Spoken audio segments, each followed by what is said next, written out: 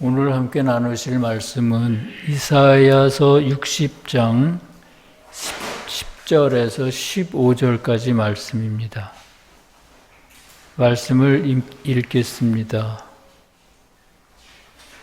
내가 노하여 너를 쳤으나 이제는 나의 은혜로 너를 불쌍히 여겼은즉 이방인들이 네 성벽을 쌓을 것이요 그들의 왕들이 너를 섬길 것이며 네 성문이 항상 열려 주야로 닫히지 아니하리니 이는 사람들이 네게로 이방 나라들의 재물을 가져오며 그들의 왕들을 포로로 이끌어옴이라. 너를 섬기지 아니하는 백성과 나라는 파멸하리니 그 백성들은 반드시 진멸되리라. 레바논의 영광 곧 잣나무와 소나무와 황량목이 함께 내게 이르러 내 거룩한 곳을 아름답게 할 것이며 내가 나의 발둘 곳을 영화롭게 만들 것이라. 너를 괴롭히던 자의 자손이 몸을 굽혀 내게 나아오며 너를 멸시하던 모든 자가 네 발 아래에 엎드려 너를 일컬어 여호와의 성읍이라 이스라엘의 거룩한 이의 시온이라 하리라. 전에는 네가 버림을 당하며 미움을 당하였으므로 네게로 가는 자가 없었으나 이제는 내가 너를 영원한 아름다움과 대대의 기쁨이 되게 하리라. 세교의 가르침 주님에 관한 교리 62의 2항에 있는 내용을 소개해 드리겠습니다. 주님이 세상에 계실 때 주님에 의해 영계와 자연계 모두에서 교회가 재건되었습니다. 이사야서 65장 17절과 66장 22절과 또 다른 곳에서 그때 새 하늘과 새 땅이 열린다고 말한 것은 그것에 대한 예언입니다. 그러므로 이 예언은 눈에 보이는 하늘과 사람이 사는 땅을 의미하는 것이 아닙니다.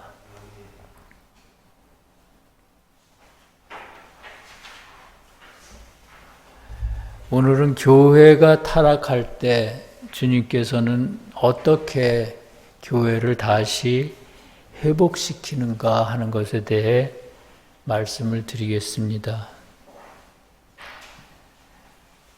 아시는 것처럼 인류 역사상 최초의 교회는 아담으로 표상되는 태국교회였습니다.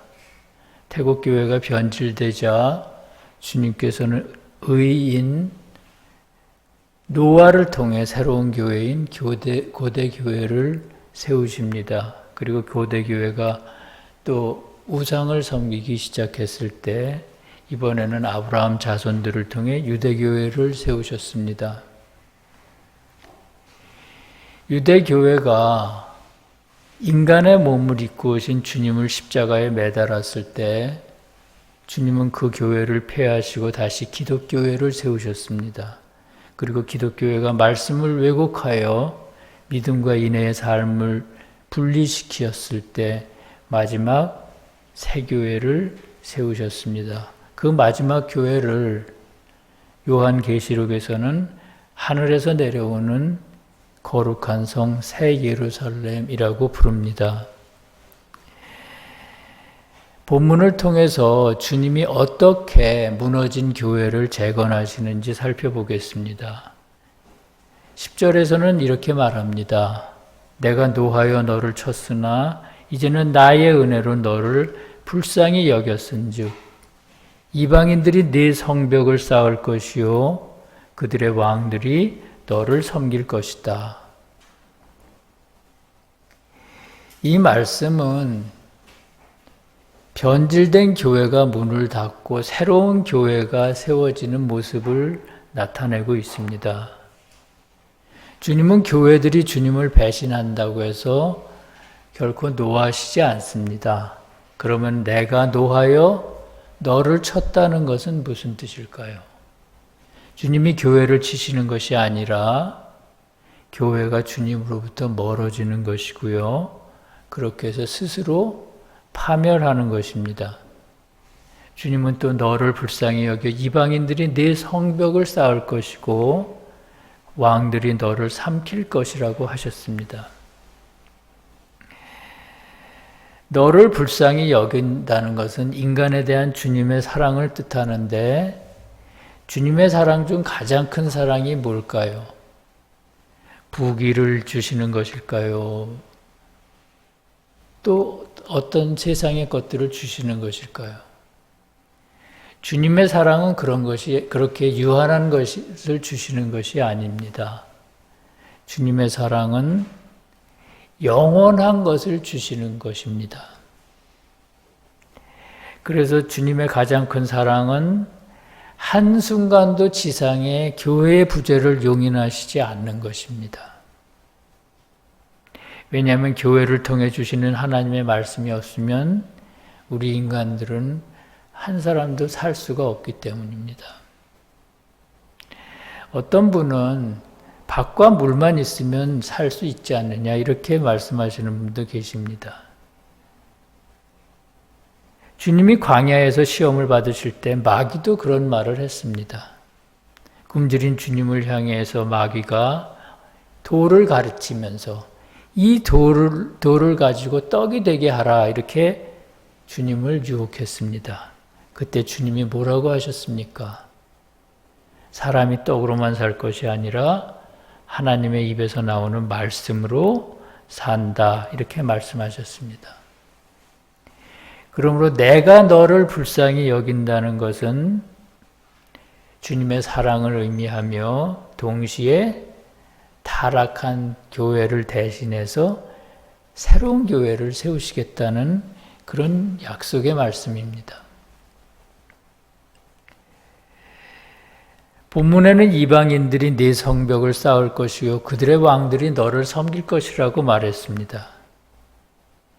이것은 교회 밖의 사람들에 의해서 세교회의 교리가 받아들여지는 것을 의미합니다.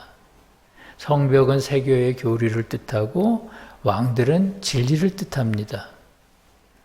교회가 처음 세워질 때 주님은 교회 안의 사람들 중 선한 사람들을 데리고 새로운 교회를 세우십니다. 그러나 일단 교회가 세워지게 되면 그 다음에는 이방인들, 즉 교회 밖의 사람들을 통해서 교회를 부흥시키십니다. 그걸 어떻게 알 수 있습니까? 기독교회가 처음 세워질 때와 그 후 부흥할 때의 모습을 보면 알 수가 있습니다. 처음 세워질 때 주님께서 처음 교회를 세우실 때 누구를 데리고 세우셨습니까? 주님의 12 제자, 이스라엘 백성들 안에서 순수한, 순박한 사람들을 데리고 새로운 교회를 세우셨습니다. 그런 다음 어떤 사람들이 그 교회를 부흥시켰습니까? 유대교회 밖의 사람들에 의해서 교회가 부흥되어서 오늘에까지 이른 것입니다.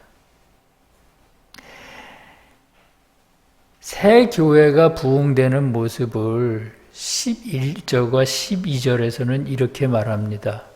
네 성문이 항상 열려 주야로 닫히지 아니하리니 이는 사람들이 네게로 이방 나라들의 재물을 가져오며 그들의 왕들을 포로로 이끌어옴이라.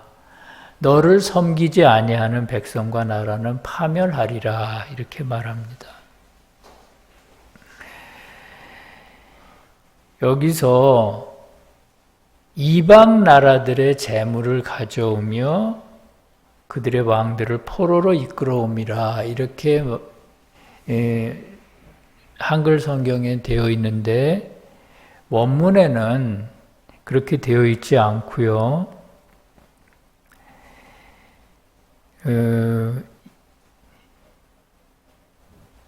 나라들의 군대와 그들의 왕들이 끌려올 것이다 이렇게 되어 있습니다. 이것이 원문의 번역이니까 이런 의미로 이해를 해야 될 것입니다. 주님께서는 성문이 열려 주야로 닫히지 않는다고 하셨습니다. 이 말씀이 무슨 뜻일까요? 선하고 진실한 사람들이 새 교회로 올 때 주님께서는 그들을 모두 허용하신다는 것입니다. 허용한다고 합니다. 그렇다면 주님이 허락하시지 않는 사람도 있다는 의미일까요? 마태복음 13장에 있는 말씀을 보면 가끔 진리를 허락하시지 않는 사람도 있음을 알 수 있습니다. 주님의 제자들이 주님께 어찌하여 그들에게 비유로 말씀하십니까? 이렇게 물은 적이 있습니다. 그때 주님께서 이렇게 대답을 하십니다. 내가 그들에게 비유로 말하는 것은 이 백성들의 마음이 완악하여 그 귀는 둔하고 눈은 감았으니 이는 눈으로 보고 귀로 듣고 깨달아 내게 고침을 받을까 두려워함이니라. 이렇게 말씀하셨습니다. 이게 무슨 뜻입니까? 주님의 입에서 나오는 진리의 말씀을 듣고 깨우쳐 회개하고 깨끗해지면 얼마나 좋은 일입니까? 그런데 내게 고침을 받을까 두려워함이라고 말씀하셨습니다. 주님은 진리를 알고 더럽힐 바에는 차라리 모르는 게 낫다고 생각하시는 것입니다. 차라리 회개하고 깨우치고 나서 다시 죄를 짓는다면 차라리 진리를 모르는 게 낫다는 것입니다. 그렇기 때문에 주님께서는 그렇기 때문에 성문이 열려 주야로 닫히지 않는다는 것은 새교회의 진리는 모든 사람에게 열려있는 진리이기는 하지만 그럼에도 마음이 진실한 사람에게만 허락되는 진리라는 뜻입니다. 새교회를 알고 새교회 진리를 알고 이 진리를 더럽히는 것은 그만큼 무섭다는 두려운 일이라는 뜻이겠죠. 새교회는 그렇게 선과 진리를 사랑하는 사람들에 의해 부흥되는 교회입니다. 그래서 본문에는 이방 나라들의 재물을 가져오며 그들의 왕들을 포로로 이끌어옴이라고 했는데 이것을 원문의 표현대로 하면 나라들의 군대와 그들의 왕들이 끌려올 것이라고 그렇게 말씀하신 것입니다. 여기서 나라들의 군대는 선을 사랑하는 사람들을 말하고요. 왕들은 진리를 사랑하는 사람들을 의미합니다. 그러니까 새교회는 앞으로 그렇게 선을 사랑하고 진리를 사랑하는 사람들에 의해서 크게 부흥될 것이라는 그런 말씀입니다. 말씀에는 또 너를 섬기지 아니하는 백성과 나라는 파멸할 것이라고 말했습니다. 이 말씀은 모든 사람들이 결국 이 새교회의 진리를 받아들이게 될 것이라는 그런 뜻입니다. 왜냐하면 새교회의 진리는 잠깐 있다가 사라지는 진리가 아니라 영원한 진리이고 능력의 진리이기 때문입니다. 그래서 새교회의 눈부신 진리에 비답해서 모든 거짓 진리들은 결국은 눈 녹듯 사라져버리게 됩니다. 지금은 대단한 진리인 것처럼 많은 사람들을 지배하는 그 진리라고 하더라도 결국은 새교회의 능력의 진리 앞에서 결국은 빛을 잃게 될 것이라는 말입니다. 그래서 오늘 말씀에서는 너를 섬기지 아니하는 백성과 나라는 파멸할 것이라고 말했습니다. 요한계시록에 마지막 새 교회를 하늘에서 내려오는 거룩한 성 새 예루살렘이라고 부른 것은, 그리고 성경에 이 끝난 것은, 마지막 새 교회는 지상이 존속하는 한 영원히 지상에 남아있는 교회라는 뜻입니다. 다시는 다른 새 교회가 없다는 것입니다. 영원이라는 걸 한번 생각해 보십시오. 우리가 상상할 수 없는 기간 아닙니까? 한도 없이 계속 이어지는 기간이니까요. 인간의 머리로 그걸 어떻게 짐작을 할 수가 있겠습니까?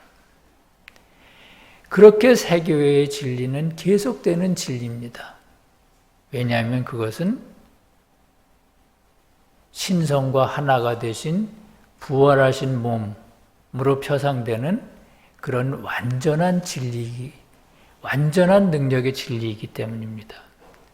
그래서 시간이 가면 갈수록 이 진리 앞에서 대항할 진리는 없습니다. 어떤 인간의 지혜로 만든 논리라 하더라도 이 진리를 뒤엎을 진리는 없다는 것입니다. 이 진리가 나타나는 곳에서 모든 인간의 생각이나 모든 거짓들은 마치 빛 앞에서 어둠이 물러나는 것처럼 소리 없이 사라지게 돼 있습니다. 그래서 결국은 앞으로 모든 사람들이, 지상에 있는 모든 사람들이 이 세교의 진리를 받아들이게 될 것입니다. 그것이 너를 섬기지 아니하는 백성과 나라를 파멸하라고 하신 이 말씀의 의미입니다. 이 세교의 진리에 대항하는 모든 거짓들이 스스로 물러나게 될 것이라는 그런 의미죠. 그렇다면 어떻게 될까요? 지상은 점점 더 밝아지게 되고 맑아지게 되고 그리고 점점 더 천국으로 변할 것입니다. 그것이 무한히 계속될 테니까 결국은 어떤 의미가 될까요? 수학을 잘 하시는 분은 학교 다닐 때 무한대라는 그런 개념에 대해서 잘 이해를 하셨을 건데, 무한히 진리의 능력이 지상에서 무한히 펼쳐지게 되고 모든 거짓들이 무한히 없어지게 된다면 지상이 어떻게 될까요? 지상은 천국으로 변하지 않겠습니까? 저는 그것이 주님이 궁극적으로 이루시는 목적이라고 생각합니다. 어떤 분은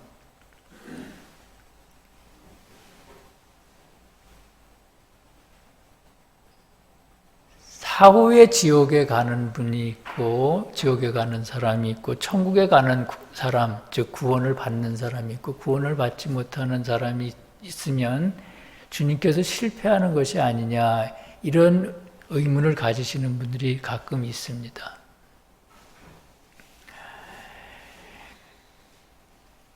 세교의 말씀이나 세교의 진리나 또 우리가 아는 성경의 문자적인 지식을 통해서 대답할 수 없는 부분이라고 생각합니다. 거룩하시고 완전하신 주님이 과연 실패를 하실 수가 있을까요? 이 진리는, 우리가 아는 진리는 빙산의 아주 작은 부분만도 못합니다. 우리가 모르는 이루 말할 수 없이 깊은 무한한 진리가 우리가 천국에 들어가면 우리 앞에 펼쳐집니다. 세교의 가르침에 보면 천사들은 천국에 들어감으로 해서 진리의 깨달음이 끝나는 것이 아니고요, 영원히 주님으로부터 새로운 진리를 받는다고 합니다. 영원히 진리가 깊어지고 영원히 지혜롭게 된다고 합니다. 그러니 우리가 알지 못하는 주님의 특별한 섭리들이 얼마나 많이 있겠습니까? 우리가 조그맣게 아는 그걸 가지고 진리를 안다고 함부로 하나님을 주님에 대해서 이렇군 저렇군 판단하는 것은 굉장히 경솔한 일인 거죠. 한없이 가벼운 일인 거죠. 그래서 저는 이러한 말씀을 읽으면서 이 지상이 마지막 세교회의 진리를 통해서 무한히 천국으로 변하겠구나. 결국 천국이 된다는 말입니다. 결국 아무도 지옥에 갈 사람이 없어질 것이라는 것입니다. 영계는 지상의 거울이라고 했습니다. 그렇다면 영계의 모습도 지상이 변하면 달라지지 않을까요? 그 이상은 저도 말씀을 드릴 수가 없습니다. 그래서 제 생각에는 지상은 영원히 천국으로 변하는 일만 있습니다. 만약 그렇지 않다면 이 세교의 진리가 능력이 없다면 아마 지상의 사람들은 점점 더 악해져서 진리를 더럽히고 말 것입니다. 그런데 그런 일은 없다는 것이죠. 그렇다면 세교회의 진리는 어떤 모습일까요? 그것에 대해 13절은 다음과 같이 말합니다. 레바논의 영광 곧 잣나무와 소나무와 황량목이 함께 내게 이르러 내 거룩한 곳을 아름답게 할 것이며 내가 나의 발둘 곳을 영화롭게 할 것이라. 여기서 레바논은 전나무를 말합니다. 레바논의 백향목이라고 하지 않습니까? 레바논은 전나무를 말하는데 영적 의미로는 선을 뜻합니다. 그리고 잣나무와 소나무는 각각 말씀의 내적인 의미와 외적인 의미를 뜻합니다. 그러니까 잣나무는 내적인 의미를 뜻하고 소나무는 외적인 의미를 뜻합니다. 그렇다면 황량목은 무슨 뜻일까요? 황량목은 말씀에 대한 이해력을 뜻합니다. 왜냐하면 말씀에서 나무는 보통 사람의 지성을 나타내기 때문입니다. 그렇기 때문에 레바논의 영광과 잣나무와 소나무와 황량목이 함께 내게 이른다는 이 말씀에는 두 가지 의미가 있습니다. 하나는 주님이 세교회 교인들에게 말씀의 내적 의미, 외적 의미와 함께 말씀에 대한 이해력을 주신다는 것입니다.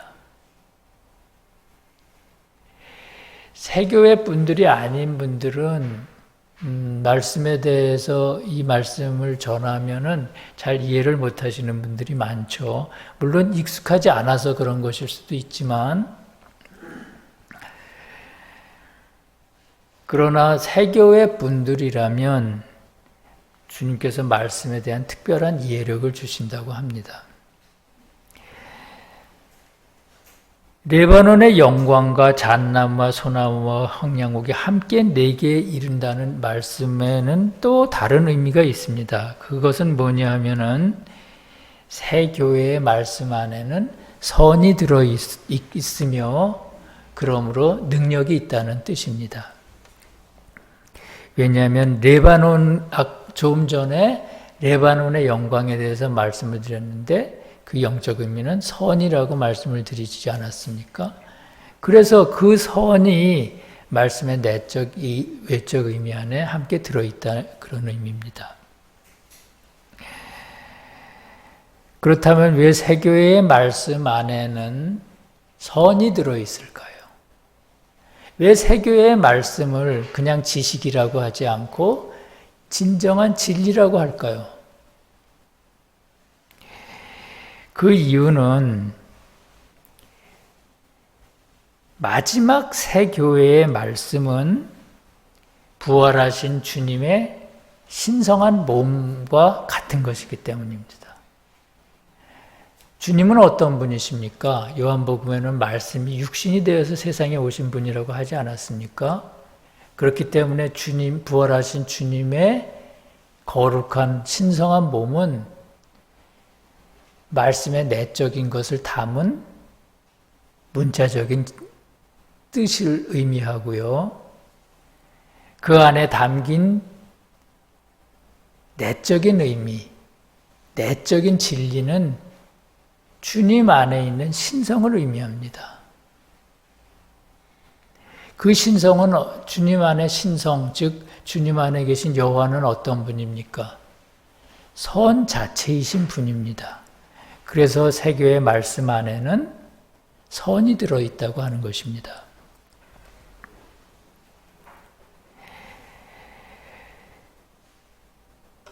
다시 말하면 부활하신 몸이 주님의 몸이 말씀의 진리라면 그 몸과 결합한 신성은 진리와 결합한 선이라는 것입니다. 그래서 세교의 말씀 안에는 선이 들어있다고 했습니다. 주님은 또 나의 발둘 것을 영화롭게 하겠다고 하셨습니다. 사람에게 발은 겉사람을 뜻하지만 주님의 발은 외적인 예배를 뜻합니다. 그러니까 주일에 우리가 이렇게 모여드리는 예배가 바로 주님의 발인 것입니다. 따라서 발둘 곳을 영화롭게 했다는 말씀은 새 교회의 예배는 외적인 것과 내적인 것, 믿음과 인내의 삶이 함께 있는 예배라는 말입니다. 왜냐하면 영화롭게 한다는 의미는 진리와 선의 결합된 상태를 의미하고 믿음과 인내의 삶이 함께 있는 상태를 의미합니다. 주님, 인간이 거듭나는 것을 보통 거듭남이라고 얘기하지만 주님이 당신 안에 있는 여호와와 주님의 겉사람인 인간이 함께 이렇게 결합하는 것은 거듭남이라고 하지 않고 영화롭게 되셨다고 보통 말합니다. 주님의 영화라고 부릅니다. 그 이유는 영화란 주님 안에 있는 내면에 있는 여호와의 신성과 주님의 겉사람인 인성, 인간이 하나가 돼서 주님이 신이시며 동시에 거룩한 인간이 되셨다는 그런 뜻입니다. 그렇기 때문에 영화롭게 주님의 발둘 곳이 영화롭게 되었다는 것은 주님께 드리는 세교회의 예배가 이렇게 진리와 선이 함께 있는 예배라는 것이고요. 믿음과 인내의 삶이 함께 있는 예배라는 뜻입니다. 왜 그럴까요, 그러면? 세교회의 교리가 믿음과 인내의 삶이 함께 있는 것을 가르치기 때문입니다. 그래서 세교회의 예배는 그냥 입으로 드리는 예배가 아니고요. 입으로 믿음을 고백하는 예배가 아니고 삶으로 함께 드리는 예배입니다. 세교의 말씀과 예배 안에는 이렇게 내적이고 거룩한 것들이 들어 있습니다. 그래서 14절과 15절에서는 이렇게 말합니다. 너를 괴롭히던 자의 자손의 몸을 굽혀 네게 나아오며 너를 멸시하던 모든 자가 네 발 아래 엎드릴 것이고 전에는 네가 버림을 당하며 미움을 당하였지만 이제는 내가 너를 영원한 아름다움과 대대의 기쁨이 되게 하리라. 주님은 세교회를 세우시면서 온갖 멸시를 당하셨습니다. 심지어 십자가에 못 박혀 죽임을 당하기까지 하셨습니다. 그러나 주님은 그 십자가의 마지막 시험을 이용해서 마리아로부터 받은 육신의 안에 남아있는 마지막 불순한 것들까지 완전히 벗으시고 신성한 몸이 되셨습니다. 그 시험이 없었다면 아마 그렇게 되실 수가 없었을 것입니다. 그 시험을 이기심으로써 불순한 육신을 벗으시고 여호와께서 주시는 신성한 몸으로 갈아입으셨다는 것입니다. 그러므로 부활하신 주님의 몸인 신성한 말씀 위에 세워진 교회는, 이 새 교회는 세상의 모든 어둠을 밝힐 능력의 교회입니다. 그래서 주님은 너를 멸시하고 미워하던 모든 자가 결국에는 내 발 아래 엎드릴 것이라고 말씀하셨습니다. 앞에서 잠깐 말씀드린 것과 똑같은 내용이라고 하겠습니다.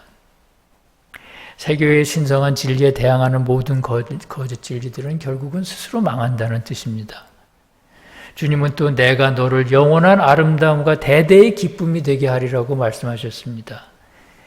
영원하다는 것과 대대로 계속된다는 것은 문자적으로는 같은 의미입니다. 그렇지 않습니까? 영원하다는 것과 대대손손 어떤 상태가 유지된다는 것은 같은 의미죠. 그러나 이 말씀은 영적인 의미로 보면은 다른 의미입니다. 영원하다는 것은 선에 대해 말하는 것이고요. 선이 영원하다는 것입니다. 그리고 대대로라고 할 때는 진리가 영원하다는 것입니다. 말씀에서 이렇게 비슷한 표현을 이렇게 반복하는 이유가 뭐라고 말씀을 드렸습니까? 전에 말씀을 드린 적이 있는데, 말씀에는 이렇게 나라와 백성, 대대로와 영원하다 이런 표현이 반복되는 경우가 많습니다. 그렇게 하는 이유는 말씀 안에는 선과 진리가 이렇게 결합되어 있기 때문입니다.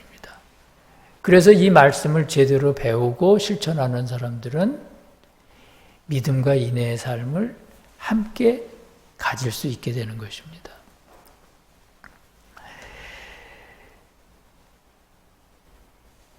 따라서 내가 너를 영원한 아름다움과 대대의 기쁨이 되게 하리라 하고 주님께서 말씀하신 것은 새 교회가 아름답고 새 교회에서 특별한 기쁨이 있는 까닭은 그 속에 그 교리 가운데 선과 진리의 결합이 있기 때문이라는 것입니다.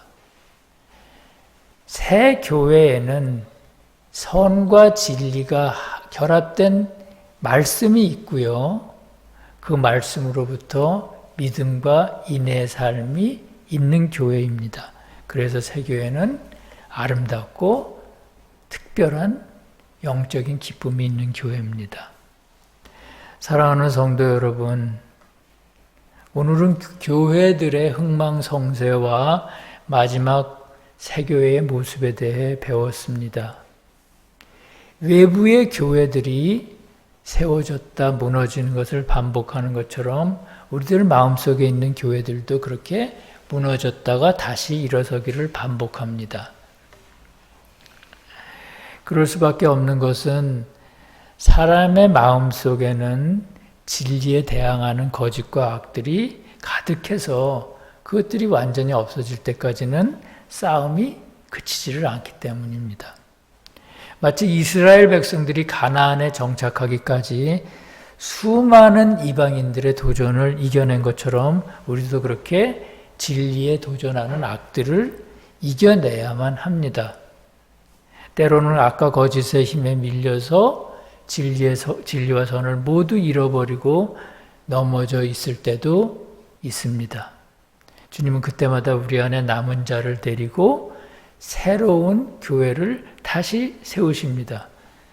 그렇게 해서 우리 안에 마지막 새 교회가 세워질 때 다시는 무너지지 않을 그런 새 교회가 세워질 때 그때 우리는 영원한 교회 그 자체로 설 수가 있습니다.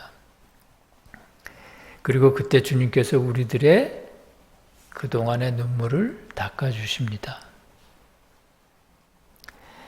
우리 교회도 그동안 많은 시련들이 있었습니다. 시련이 많고 부흥이 잘 되지 않으니까 어떤 분들은 이 교회가 과연 살아남을 수 있겠느냐 이렇게 걱정하는 분들도 계셨습니다. 그러나 그때마다 주님께서 이 교회를 굳건하게 지켜주셨습니다. 그 고비고비의 경험들을 우리 모두 잘 알고 있습니다.